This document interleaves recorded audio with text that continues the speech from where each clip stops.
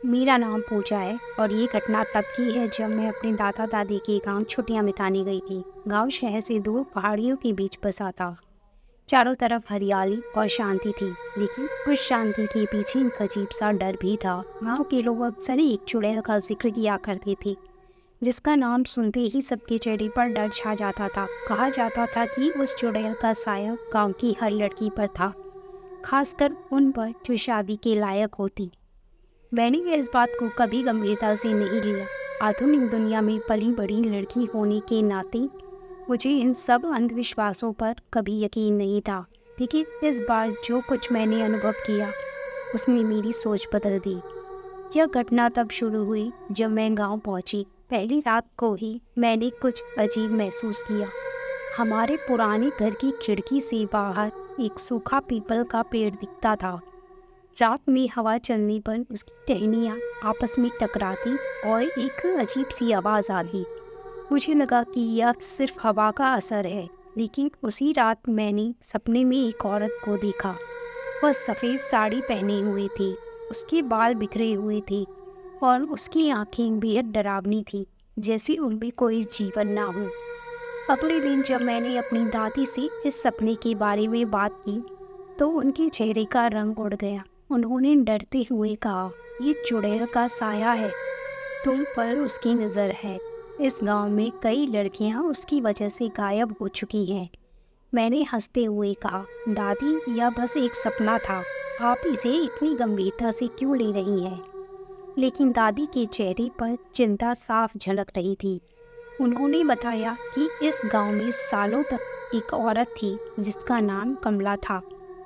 वह बहुत सुंदर और दयालु थी, लेकिन गांव वालों ने उस पर काले जादू का आरोप लगाया और उसे पीपल के पेड़ से लटकाकर मार दिया। उसकी आत्मा तब से उसी पेड़ के पास भटकती है और अपनी मौत का बदला लेने के लिए जवान लड़कियों को अपना शिकार बनाती है। गांव में इसलिए कोई लड़की अकेली रात में बाहर नहीं जाती। मैंने इस बातों पर ध्यान नहीं दिया, लेकिन अगली रात फिर से वही सपना आया। इस बार वह औरत मुझसे बात कर रही थी। उसकी आवाज़ धीमी और भयानक थी। उसने मुझसे कहा, तुम मुझसे नहीं बच सकती, तुम्हारी आत्मा मेरी है। मैं चीख कर जाग उठी। मेरी सांसें तेज चल रही थी और मेरा दिल जोर जोर से धड़क रहा था। मैंने खुद को समझा कि यह सिर्फ एक बुरा सपना है, लेकिन मेरे अंदर एक अजीब सा डर बैठ चुका था। अगले कुछ दिनों तक मैं हर रात वही सपना देखती रही। उस औरत की छवि मेरे दिमाग से हटती ही नहीं थी। अब मुझे लगने लगा था शायद दादी की बातों में कुछ सच्चाई हो सकती है। फिर एक दिन गांव में अचानक हड़कंप मच गया। गांव की एक और लड़की गायब हो गई थी।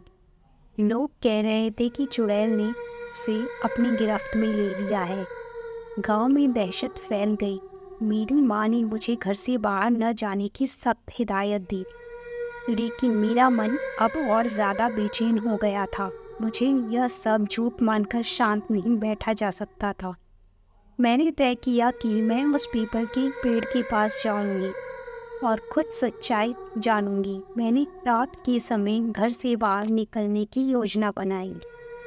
उस रात चांदनी बहुत हल्की थी और चारों तरफ सन्नाटा पसरा हुआ था। जैसे ही पीपल के पेड़ के पास पहुंची, अचानक हवा ठंडी हो गई। पेड़ की टहनियाँ हिलने लगी और वह अजीब सी आवाज़ फिर से सुनाई देने लगी।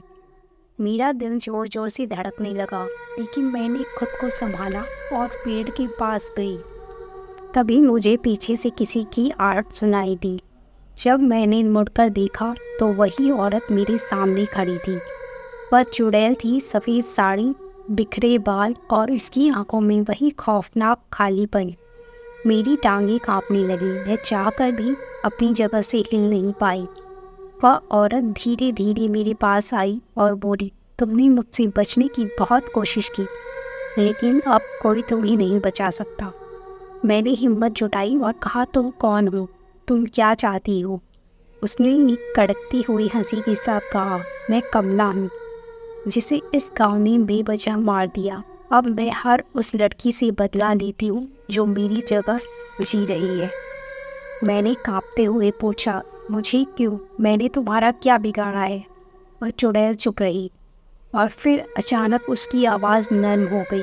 उसने कहा, तुमने कुछ नहीं बिगाड़ा, लेकिन इस गांव ने मुझे धोखा दिया। मैं निर्दोष थी, लेकिन यह गांव इस गांव ने मुझे धोखा दिया। मैं निर्दोष थी, लेकिन मुझे मार डाला।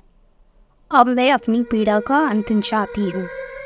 मुझे अब उसकी कहानी समझ में आ रही थी। मैंने हिम्मत करते हुए कहा, अगर मैं तुम्हारी मदद करूं तो क्या तुम मुझे छोड़ दोगी? उसकी आंखों में हल्की सी चमक आ गई।